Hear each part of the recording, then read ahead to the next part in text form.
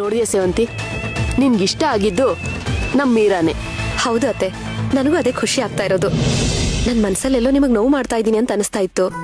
ಆದ್ರೂ ಶಾಲಿನಿಗಿಂತ ಎಫಿಷಿಯೆಂಟ್ ಆಗಿರೋ ಹುಡುಗಿ ಅರ್ಜುನ್ ಸರ್ಗೆ ಅಸಿಸ್ಟೆಂಟ್ ಆಗಿ ಬರ್ತಾಳೆ ಅನ್ನೋ ನಂಬಿಕೆ ನನಗಿರ್ಲಿಲ್ಲ.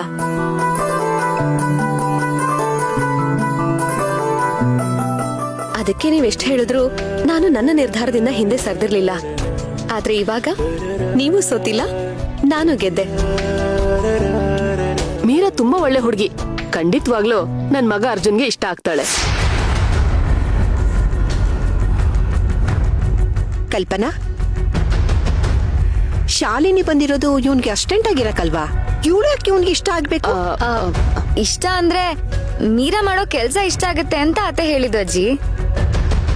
Stop stop stop stop. ನೀವು ಮೀರಾ ಅಂತನಾದ್ರೂ ಕರೀರಿ, ಇಲ್ಲ ಶಾಲಿನಿ ಅಂತನಾದ್ರೂ ಕರೀರಿ. ನೀವ್ ಎರಡೆರಡು ಹೆಸರು ಕರೀತಿದ್ರೆ ನಂಗೆ ತುಂಬಾ ಕನ್ಫ್ಯೂಸ್ ಆಗ್ತಿದೆ. ಅರ್ಜುನ್ ಸರ್, ನೀವ್ ಹೇಳಿ, ನೀವ್ ಯಾವ ಹೆಸರಲ್ಲಿ ಕರೆದ್ರು ನನಗೆ ಓಕೆ.